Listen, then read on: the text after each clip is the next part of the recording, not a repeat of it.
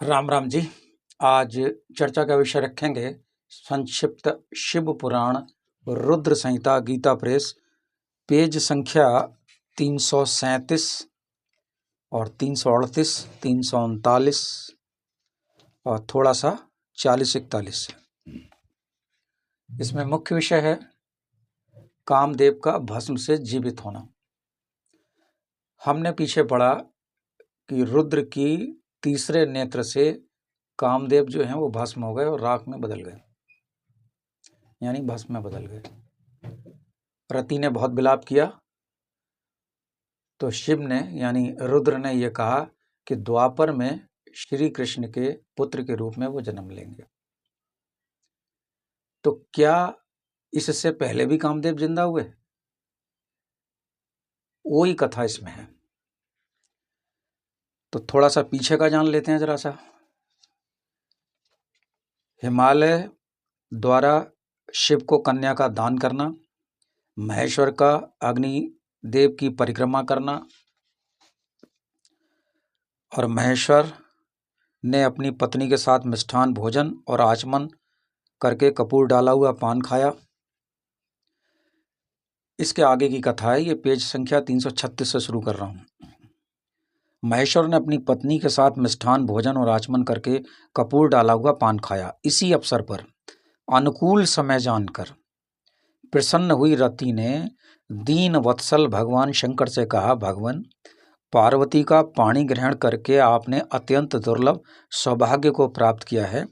बताइए मेरे प्राणनाथ को जो सर्वथा स्वार्थ रहित थे आपने क्यों भस्म कर दिया, क्यों भस्म कर डाला?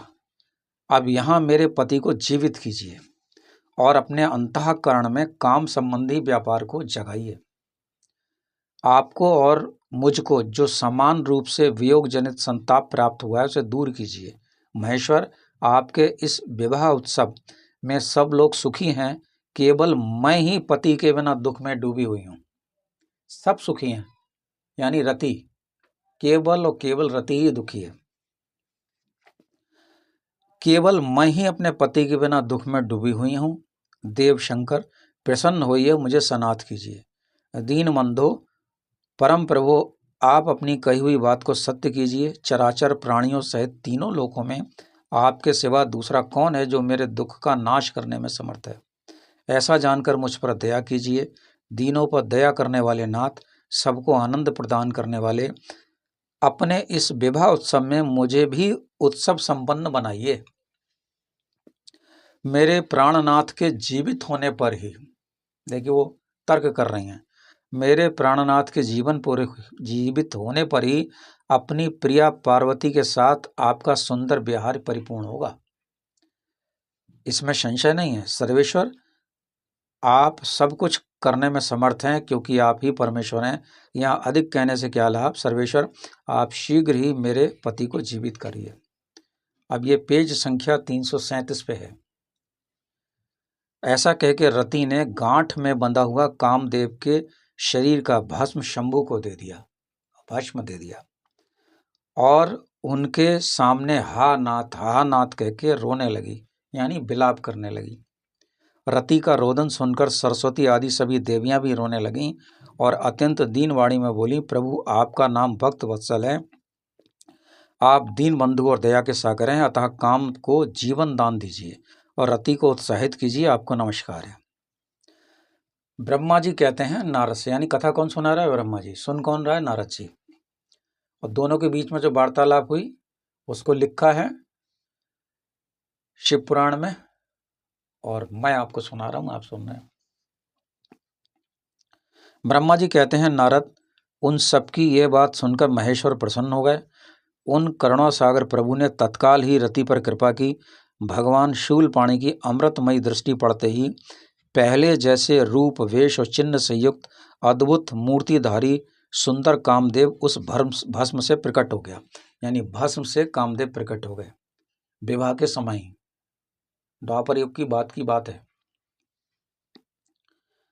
अपने पति को वैसे ही रूप, आकृति, मंद मुस्कान और धनुष बाण से युक्त देख रति ने महेश्वर को प्रणाम किया। वो कृतार्थ हो गई। उसने प्राणनाथ की प्राप्ति कराने वाले भगवान शिव का अपने जीवित पति के साथ हाथ जोड़कर बार बार स्तमन किया। पत्नी सहित काम की हुई स्तुति को सुनकर दयार्द हृदय भगवान शंकर अत्यंत प्रसन्न होकर इस प्रकार बोले। शंकर ने कहा, मनोभव, पत्नी सहित तुमने जो स्तुति की है उससे मैं बहुत प्रसन्न हूँ। स्वयं प्रकट होने वाले काम, तुम वर मांगो, तुम्हें मनोवांछित वस्तु क्या दूं। ये बात हुई। अब कामदेव ने क्या कहा? कामदेव ने कहा, देव देव महादेव करुणासागर प्रभु, यदि आप मुझ पर प्रसन्न हैं और मेरे लिए आनंददायक हो जाइए। पूर्व काल में जो मैंने अपराध किया उसे क्षमा कीजिए। स्वजनों के प्रति परम प्रेम और चरणों में भक्ति दीजिए।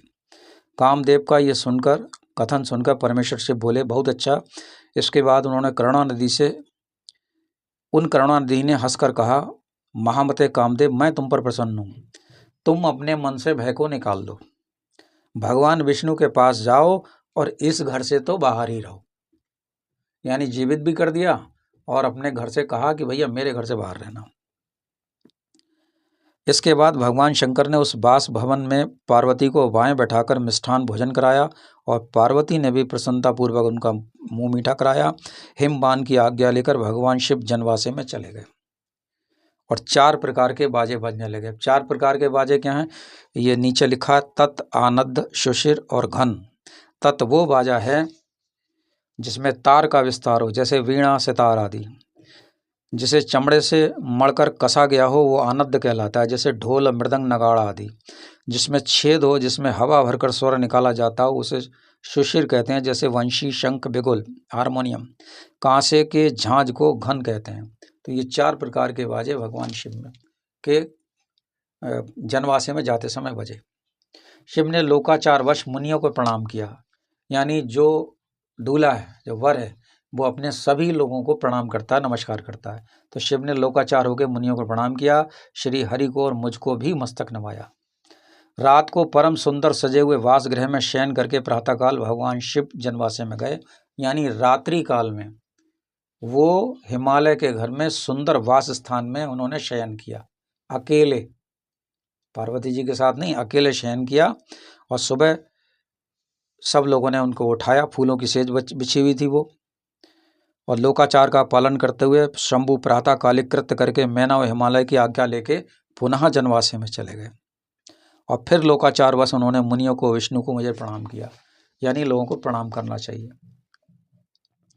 चतुर्थी कर्म का इसमें बात है। चतुर्थी कर्म बारात का कई दिनों तक ठहरना। उस समय बारात कई दिनों तक ठहरती थी और 3 दिनों तक तो बारात सन 1985 ईस्वी तक भी ठहरती थी। हिमाचल पुरी के बाहर बगीचे में आकर शिव सहित सब देवता हर्ष और उत्साह के साथ ठहर गए और शिवा के आगमन की प्रतीक्षा करने लगे, यानी विदाई की। उस समय विदाई साथ में ही होती थी और बीच में ऐसा माहौल हो गया था कि फेरे होके घर चले जाते थे और गौना होता था बाद में। तो यहाँ पर गौने का नहीं है, यहाँ पर वो शिवा के आगमन की प्रतीक्षा करने लगे। ये पेज संख्या 341 पर है। और आगे का जो वर्णन होगा वो पार्वती को पतिव्रत धर्म का उपदेश है ना, ये होगा। ये काफ़ी लंबी है, इसलिए वो कई पार्टों में सुनाया जाएगा। हरिओम। मैं पंडित राकेश पांडे, बरेली। पुनः एक बार हरिओम।